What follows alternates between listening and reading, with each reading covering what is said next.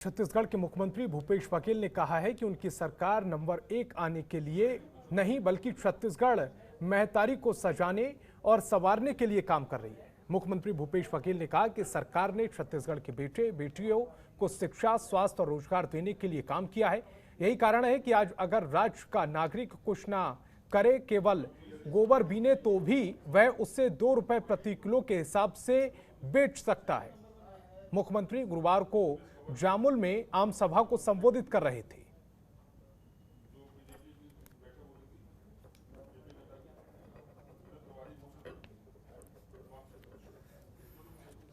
और सुनील चौहान हमारे संवाददाता ज्यादा जानकारी के साथ जुड़ रहे हैं। सुनील, सीएम भूपेश बघेल कह रहे हैं कि छत्तीसगढ़ को नंबर 1 ले जाना उनकी प्राथमिकता नहीं है, बल्कि पूरे समाज का, पूरे प्रदेश का विकास करना, हर हाथ तक रोजगार पहुंचाना उनकी पहली प्राथमिकता है।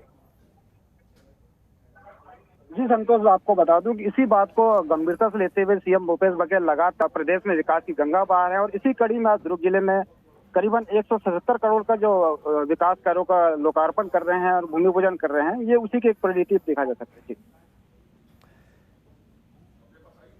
लेकिन सुनील, उन्होंने एक जो बयान दिया है कि अगर कोई भी व्यक्ति कुछ भी नहीं करता है फिर भी वो गोबर 2 रुपए के हिसाब से बेच सकता है, इस बयान को किस तरह से वो कहना चाह रहे थे और इसका क्या मतलब निकाला जाए?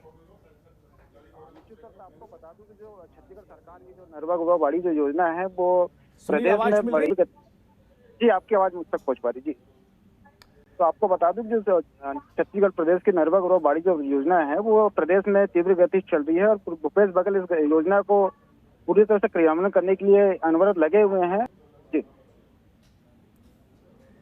तो भिलाई 3 का मिनी स्टेडियम अब अपग्रेड होगा और 10 करोड़ रुपए की लागत से इसे अपग्रेड किया जाएगा। इस स्टेडियम के शुरू होने से युवाओं को कितना लाभ मिलेगा? निश्चित तौर पर आपको ये बता दूं कि जो स्टेडियम पिछले कई वर्षों से जर्जर स्थिति में पड़ा हुआ था और भूपेश बघेल ने जो प्रदेश में जो विकास की गंगा बहारी है उसी बात को ध्यान रखते हुए दुर्ग जिले के अंतर्गत जो आने वाला जो स्टेडियम है उसका जीर्णोद्धार कर रहे हैं, उसको भव्य सुसज्जित बनाने की तैयारी की जा रही है। सुनील, इस तमाम जानकारी के लिए आपका बहुत बहुत शुक्रिया।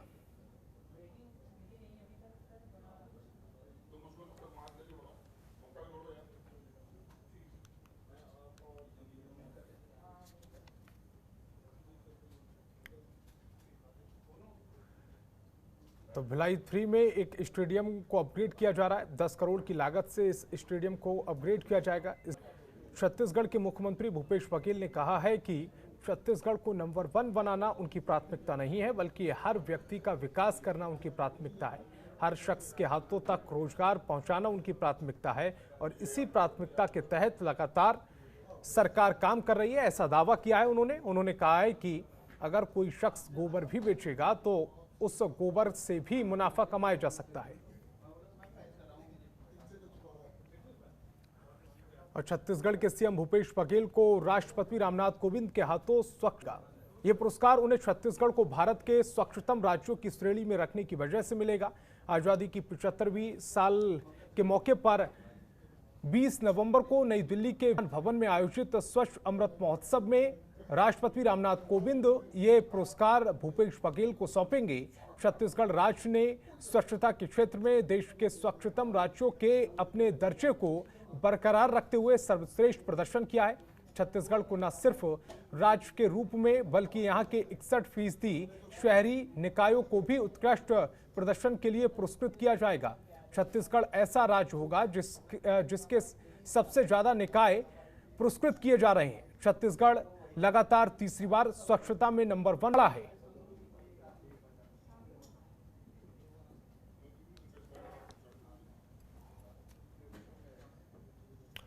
स्वर्गीय मूलचंद खंडवाल को श्रद्धांजलि देने और परिवारजनों से मिलने पूर्व पंचायत मंत्री और वर्तमान कुरुंद विधायक अजय चंद्राकर और भाटापारा विधायक शिव रतन शर्मा बिलासपुर पहुंचे। पत्रकारों से चर्चा के दौरान उन्होंने सरकार को आड़े हाथों लेते हुए कहा है, नक्सलियों के लिए कोई नीति नहीं है।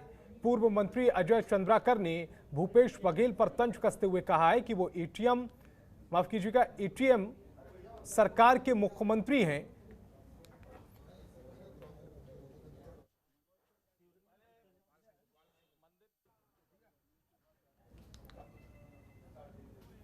तो उन्होंने कहा है कि वो एटीएम सरकार के मुख्यमंत्री हैं और ज्यादातर बाहर रहते हैं। उन्होंने छत्तीसगढ़ में क्या घट रहा है और उनको कम मतलब रहता है।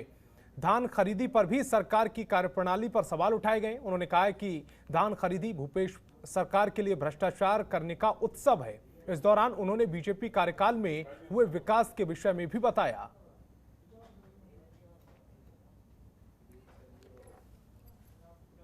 छत्तीसगढ़ में कोई सोचने वाला नहीं है। राजस्थान में मैं क्या बोला, छत्तीसगढ़ राजस्थान और या भारत के 30 प्रांत से बिल्कुल अलग है। मुख्यमंत्री जी एक कदम छत्तीसगढ़ में है, एक कदम अभी एटीएम सरकार का है ना, राष्ट्रीय राजनीति में है। वो सद मिल जाएगी तब इसमें बात करेंगे। परफॉर्मेंस देख के ही तब तय होता है। 2 साल में जितना केंद्र सरकार ने तय किया उतना धान चावल ये दे नहीं पाए, इसलिए इनको किसी तरह के चावल धान के बारे में बात करने की नैतिक अधिकार नहीं है। बात करने का नैतिक अधिकार। छत्तीसगढ़ के बिलासपुर में शराब की दुकान में जमकर हंगामा हुआ है। आपको बता दें कि नशे में धुत कुछ युवकों ने सेल्समैन से जमकर मारपीट की और उत्पात मचाया। पुलिस ने सीसीटीवी फुटेज सामने आने के बाद युवकों के खिलाफ मामला दर्ज कर लिया है। दरअसल मामला चिंगराज पारा शराब की दुकान का है, जहां कुछ युवक शराब लेने पहुंचे थे। यहां फटे नोट देखकर युवक शराब की मांग कर रहे थे, लेकिन फटे नोट लेने से सेल्समैन ने मना कर दिया, जिसके बाद युवकों और सेल्समैन के बीच विवाद बढ़ गया।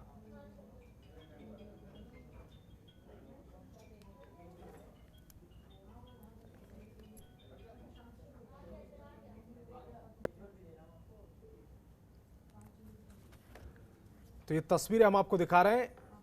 कुछ नशेड़ियों ने सेल्समैन की पिटाई की है। बताया जा रहा है कि शराब की दुकान में शराब खरीदने के लिए कुछ दबंग पहुंचे थे और वहां पर फटे नोट सेल्समैन को देने लगे। जब उसने नोट लेने से मना कर दिया तो दबंगों ने उसकी पिटाई की, लाठी डंडों से उसे पीटा है। तस्वीरें आपके सामने।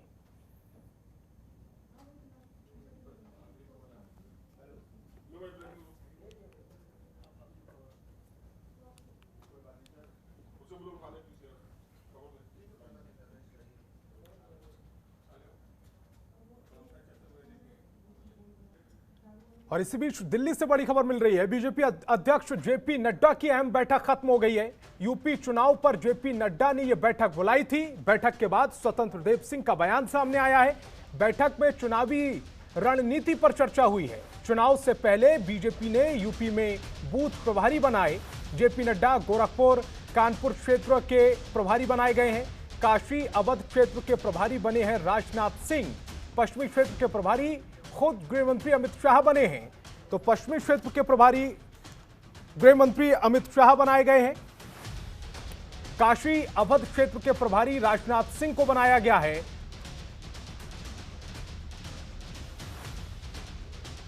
दिल्ली में जो महत्वपूर्ण बैठक चल रही थी, उत्तर प्रदेश के विधानसभा चुनाव से पहले यह महत्वपूर्ण बैठक जो अब खत्म हो चुकी है, और बैठक के बाद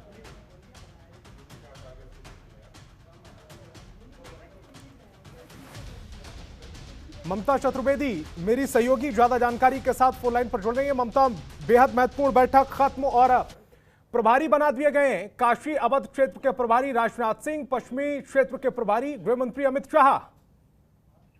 जी बिल्कुल संतोष, देखिए भारतीय जनता पार्टी के लिए उत्तर प्रदेश कितना महत्वपूर्ण है, इसी बात से अंदाजा लगाया जा सकता है कि बीजेपी के तमाम जो बड़े नेता हैं उनको जिम्मेदारी सौंप दी गई है।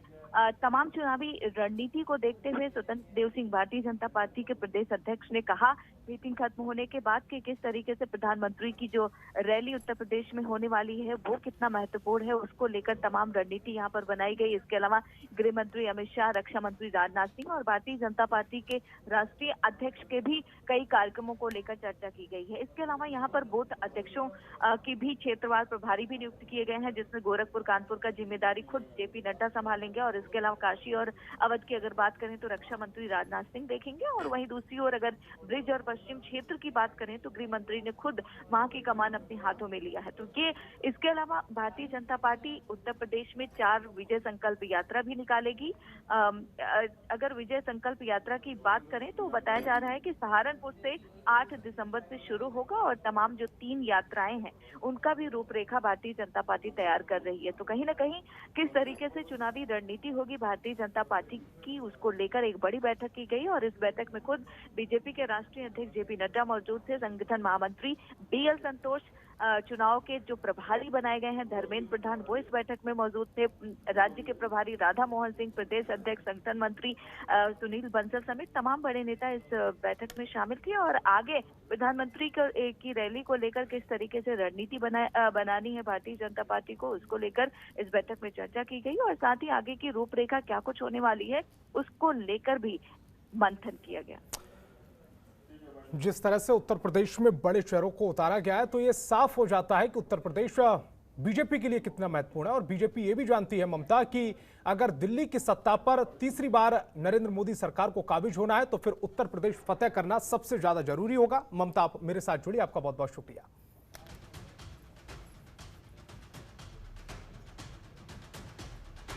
तो चुनाव से पहले बीजेपी ने यूपी में बूथ प्रभारी बना दिए हैं।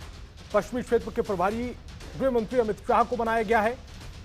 गोरखपुर कानपुर क्षेत्र के प्रभारी खुद जेपी नड्डा बने हुए हैं। काशियाबाद क्षेत्र के प्रभारी राजनाथ सिंह बने हैं और पश्चिमी उत्तर प्रदेश की जिम्मेदारी गृह मंत्री अमित शाह संभाल रहे हैं।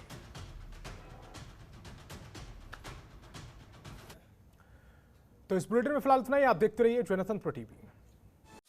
खबरों के निष्पक्ष विश्लेषण के लिए सब्सक्राइब करें जनतंत्र TV and press the bell icon.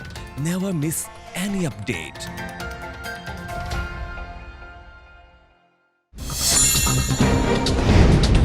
Download कीजिए जनतंत्र टीवी ऐप को, जो कि अवेलेबल है गूगल प्ले और ऐप स्टोर पर। अधिक जानकारी के लिए अभी डाउनलोड करें।